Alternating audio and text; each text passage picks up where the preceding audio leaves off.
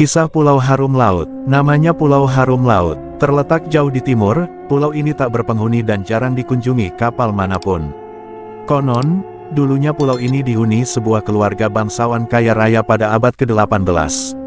Namun setelah suatu malam berdarah, seluruh penghuni pulau menghilang tanpa jejak. Penduduk desa sekitar hanya menyebutnya Pulau Hantu. Malam itu, Randy dan 3 temannya, Edo, Bima, dan Rika, memutuskan untuk menantang nyali mereka dengan berkemah di Pulau Harum Laut. Mereka menyewa perahu nelayan dan berangkat sore hari, menembus ombak yang semakin tinggi. Saat mulai merapat ke pantai, Rika menutup hidungnya. "Bau apa ini? Kayak bunga busuk," gumamnya. Bima tertawa kecil, namanya juga Harum Laut. Katanya memang sering tercium bau melati atau kenanga busuk di sekitar pulau. Perahu menepi, hanya ada pasir hitam, pepohonan tua yang menjulang, dan reruntuhan bangunan kuno yang setengah tertutup akar. Suasana pulau terasa menekan, seolah ada banyak pasang mata tak terlihat yang memperhatikan. Mereka mendirikan tenda di dekat reruntuhan bangunan besar yang dulunya istana keluarga bangsawan. Saat malam tiba, suara ombak terdengar sayup, digantikan oleh suara lain, bisikan lirih, seperti seseorang menangis. Randy keluar tenda, mencoba mencari asal suara. Langkahnya membawanya ke sebuah sumur tua di samping istana. Ketika ia menunduk, ia melihat sesosok perempuan bergaun putih lusuh berdiri di dasar sumur, menatapnya dengan mata kosong. Perlahan, sosok itu mengangkat tangannya, seakan mengundang Randy turun. Randy mundur ketakutan, lalu berlari kembali ke tenda. Napasnya terengah. Ada perempuan di sumur. Katanya tergagap. Edo dan Bima mencoba menenangkan Randy. Tapi tak lama kemudian, Rika pun menjerit. Mereka bergegas keluar tenda, dan melihat Rika menunjuk ke arah reruntuhan istana. Dari celah-celah jendela batu yang gelap, tampak bayangan bergerak, seolah ada yang mengintip.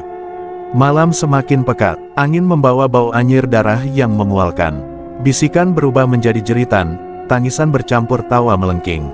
Tiba-tiba, dari kegelapan, muncul sosok tak berwajah, tubuhnya putih pucat, bergerak terhuyung ke arah mereka. "Kita harus pergi," teriak Bima. Mereka berlari ke pantai, tapi perahu mereka sudah terbalik. Ombak bergulung liar, seolah menolak mereka meninggalkan pulau. Dari balik pepohonan, sosok perempuan bergaun putih tadi kini berdiri di atas batu karang, rambut panjangnya menutupi wajah, suaranya seperti bisikan ribuan orang. "Jangan pergi, kalian sudah menjadi bagian dari pulau ini." Pagi harinya, nelayan yang kebetulan melintas menemukan tenda kosong di pantai. Tak ada jejak Randy, Edo, Bima, maupun Rika. Yang tertinggal hanya bau anyir yang menyengat, dan bekas tapak kaki menuju ke dalam hutan, lalu berhenti begitu saja. Sejak saat itu, penduduk desa semakin jarang menyebut Pulau Harum Laut. Dan tak ada lagi yang berani mendekat. Konon, jika malam tiba, masih terdengar suara tawa dan bisikan dari pulau itu, seolah mereka yang hilang di sana masih mencoba memanggil siapa saja yang mau datang, agar mereka tak lagi sendiri. Beberapa bulan setelah hilangnya Randy, Edo, Bima, dan Rika, muncul seorang penulis kisah misteri bernama Ratih. Ratih tertarik dengan legenda Pulau Harum Laut dan memutuskan untuk menyelidiki langsung demi bahan bukunya. Dia datang sendirian dengan perahu sewaan, tiba di pulau menjelang sore. Udara terasa berat dan lembab, bau busuk bunga kenanga menyambut langkahnya. Ratih berjalan melewati reruntuhan istana tua, memotret setiap sudut, sambil mencatat detail di buku kecil. Saat menjelang malam, Ratih duduk di dekat sumur tua, sumur tempat Randy dulu melihat sosok perempuan. Ratih mengintip ke dalam sumur, hanya tampak gelap tak berdasar. Namun, samar-samar, terdengar suara bisikan lemah. "Tolong, tolong, kami di sini." Ratih mundur, jantungnya berdegup liar. Ia mencoba mengabaikan suara itu dan kembali ke tenda, tapi sepanjang malam, suara-suara itu semakin jelas, tangisan, jeritan, hingga panggilan lirih yang memohon pertolongan. Tengah malam, Ratih terbangun. Suara itu kini terdengar sangat dekat, seakan ada seseorang tepat di belakang tenda. Perlahan, ia membuka resleting tenda, dan terperanjat. Di hadapannya berdiri sosok perempuan bergaun putih lusuh, wajahnya hanya berupa bayangan hitam. Dari balik rambut panjangnya, terdengar suaranya yang retak. "Mengapa kau datang ke sini? Mereka tak bisa pergi." Ratih gemetar, "Siapa mereka? Apa maksudmu?" Perempuan itu menunjuk ke arah reruntuhan istana. Dengan langkah berat, Ratih mengikuti. Saat ia tiba di sana, ia menemukan dinding batu besar yang terbelah, memperlihatkan lorong rahasia gelap.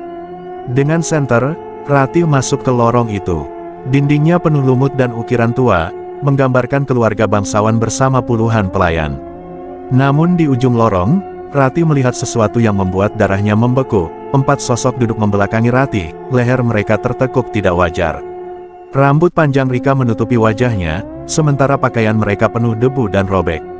Randy, Edo, Bima, Rika, Ratih berbisik. Tiba-tiba, keempat sosok itu bergerak serempak, memutar kepala ke arahnya.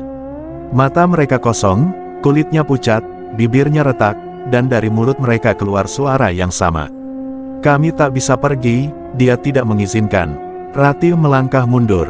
Dari bayangan lorong, muncul lagi sosok perempuan bergaun putih lebih dekat, lebih mengerikan. Dari mata kosongnya mengalir darah hitam, tangannya kurus, jemari panjangnya menunjuk Ratih. Sekarang kau tahu, pulau ini milikku, semua yang datang, akan tinggal, selamanya. Ratih mencoba lari, tapi kakinya seolah membeku. Perempuan itu semakin dekat, dan bisikan ribuan suara memenuhi lorong. Jangan tinggalkan kami, temani kami di sini. Pagi harinya, perahu yang ditambatkan Ratih masih terikat di pantai. Namun Ratih tak pernah kembali. Penduduk yang datang hanya menemukan buku catatan Ratih, terbuka pada halaman terakhir dengan tulisan terputus-putus. Mereka masih hidup, tapi tak bernyawa. Perempuan itu, penjaga pulau, dia menunggu jiwa baru. Sejak saat itu, Pulau Harum Laut benar-benar sepi. Tak ada lagi yang berani mendekat. Namun pada malam-malam tertentu, jika angin bertiup dari arah laut, terdengar bisikan sayup, suara Randy, Edo, Bima, Rika, dan Ratih, memanggil siapa saja yang mendengar. Temani kami, pulau ini, sepi. Mengungkap siapa sebenarnya sosok perempuan gaun putih yang menjadi penjaga Pulau Harum Laut. Puluhan tahun lalu, sebelum dikenal sebagai Pulau Hantu, Pulau Harum Laut dihuni keluarga bangsawan keturunan campuran Belanda dan pribumi. Sang pemilik, Tuan Willem van Harten, dikenal kaya raya namun kejam. Ia memiliki seorang putri cantik bernama Ratna Ayu. Ratna Ayu tumbuh menjadi gadis lembut berhati baik. Namun, ia tak pernah diizinkan keluar istana. Ayahnya takut kehilangan putri semata wayangnya. Ratna Ayu hanya ditemani pelayan dan sering duduk di tepi sumur tua, memetik bunga kenanga yang ia tanam sendiri. Suatu malam, saat badai besar melanda, para pelayan mendengar suara jeritan dari kamar Ratna Ayu. Ketika mereka mendobrak pintu, Ratna Ayu sudah tak bernyawa, gaun putihnya berlumur darah, lehernya memar seolah dicekik. Konon, Ratna Ayu mengakhiri hidupnya sendiri karena ayahnya memaksa ia menikah dengan pria yang tidak ia cintai. Tapi kabar lain mengatakan, ayahnya sendiri yang membunuh Ratna Ayu dalam kemarahan. Setelah malam itu, badai tak kunjung reda. Para pelayan dan penghuni istana mulai satu persatu menghilang, sampai akhirnya tak ada yang tersisa. Pulau itu pun ditinggalkan dan hanya menyisakan reruntuhan istana.